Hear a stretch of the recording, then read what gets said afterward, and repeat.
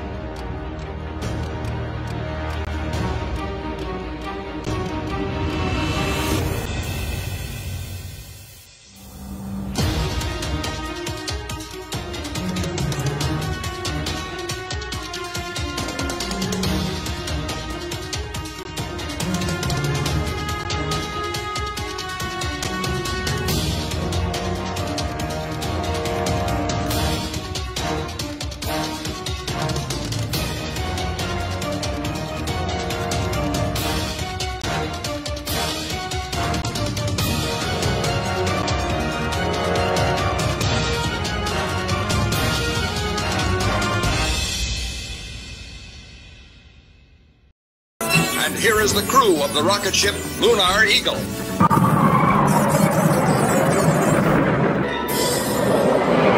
Tranquility Base here. The Eagle has landed. Ship Lunar Eagle. The Eagle has landed. Ship Lunar Eagle. The Eagle has landed. Dr. Werner von Braun. A voyage around the moon must be made in two phases. A rocket ship taking off from the Earth's surface will use almost all the fuel it can carry just to attain a speed great enough to balance the pull of gravity. Unpowered, it will then keep circling the Earth in an orbit outside of the atmosphere. This is the first phase. However, if we can refuel the ship in this orbit with fuel brought up by cargo rocket ships, it can set out on the second phase, the trip around the moon and back. We will establish an advanced base in the orbit, 1,000 miles above the Earth.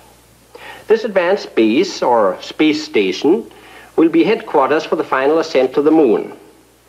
Our space satellite will have the shape of a wheel, measuring 200 feet across.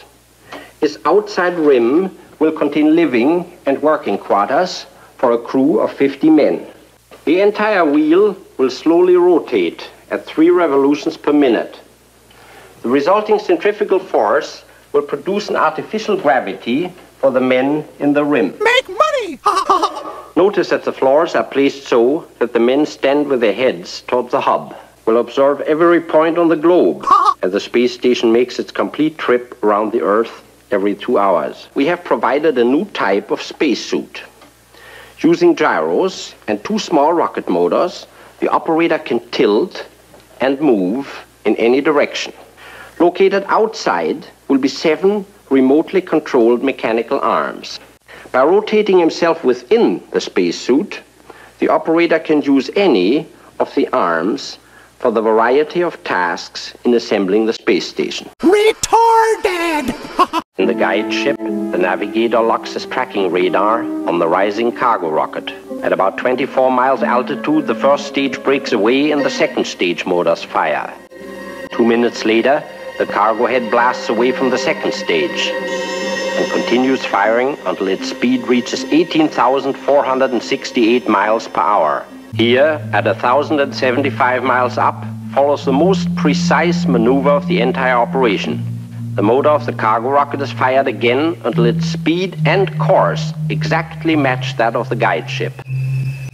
Radar remote control will enable this maneuver to be performed with a high degree of accuracy. Everything in the orbit is hurtling around the Earth at 16,000 miles per hour. You just shut up!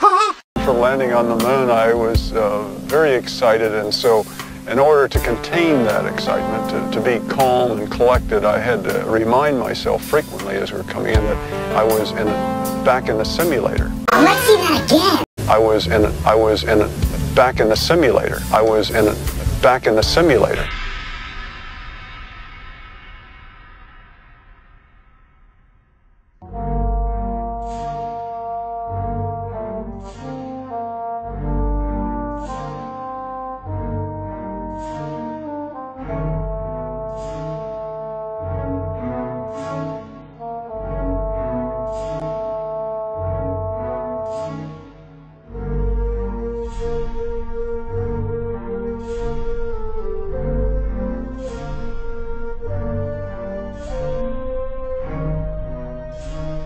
We always indulge in a few pagan rites to appease the EVA gods.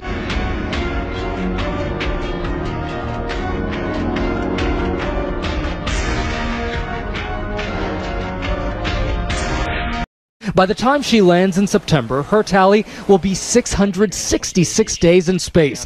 By the time she lands in September, her tally will be 666 days in space. By the time she lands in September, her tally will be 666 days in space. By the time she lands in September, her tally will be 666 days in space. By the time she lands in September, her tally will be 666 days in space. We need to do more to be one Earth, one people.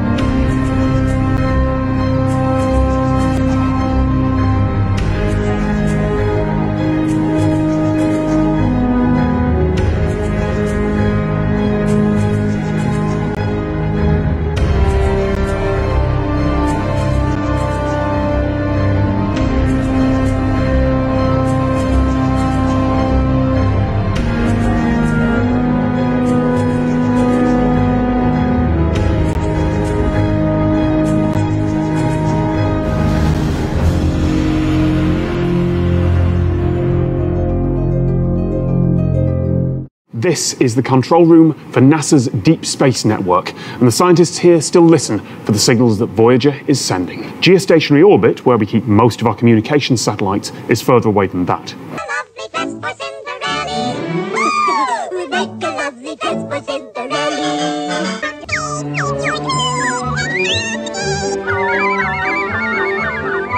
Tonight? Sorcery.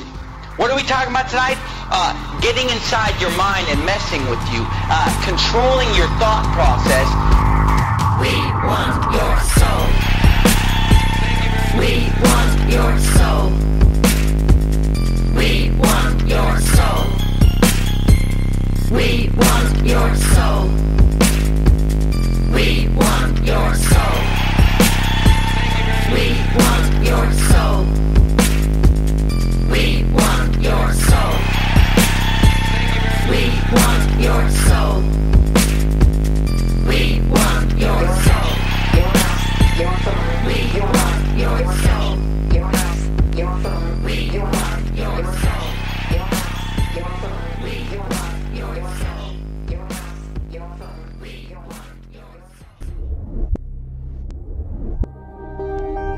Which came first?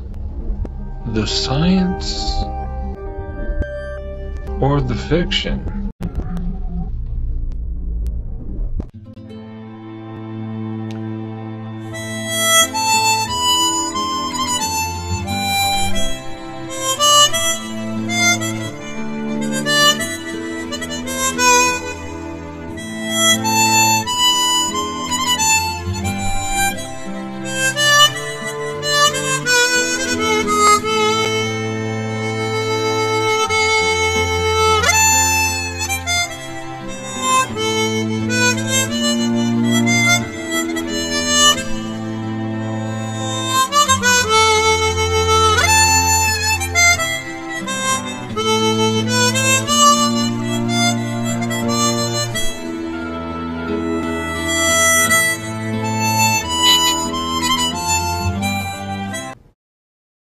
You don't believe we went to the moon?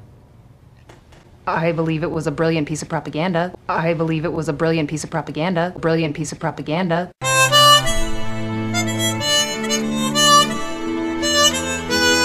Now is that the entry burn has started on the first stage. We're continuing to hear call-outs that the second stage is continuing onward to orbit. Let's see that again.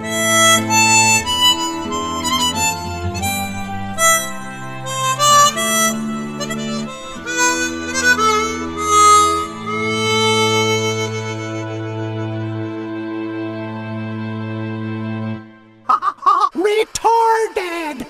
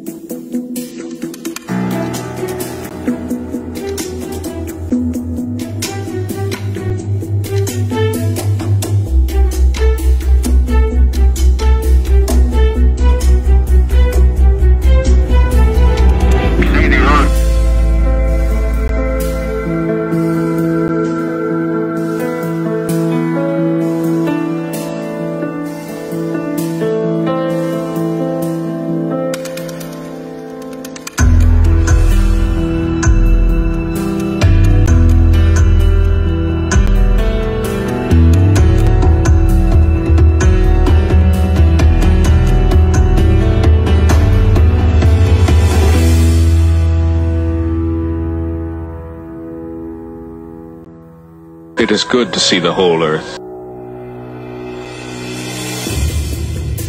To see the earth whole.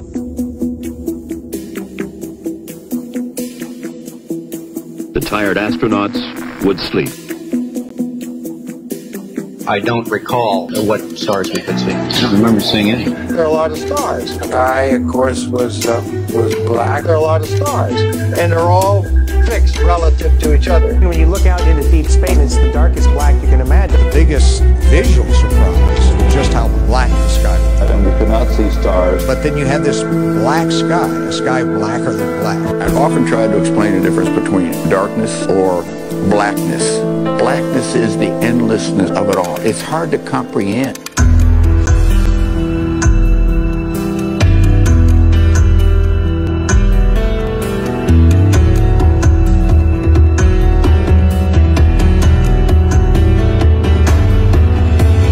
What a ride, what a ride.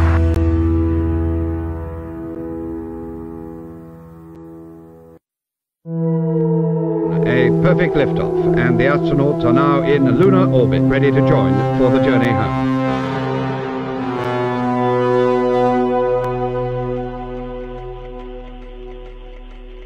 Entire planet Earth. Love of Christ.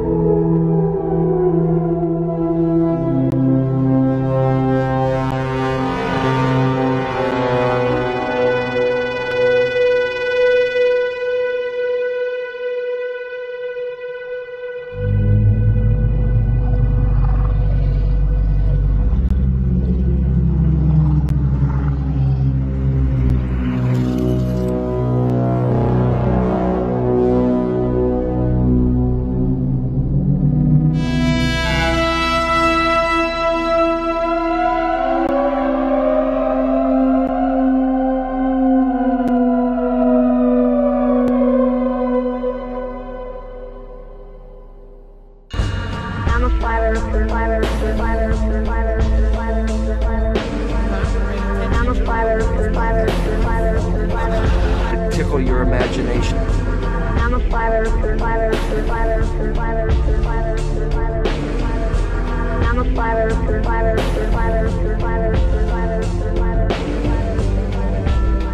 Think so?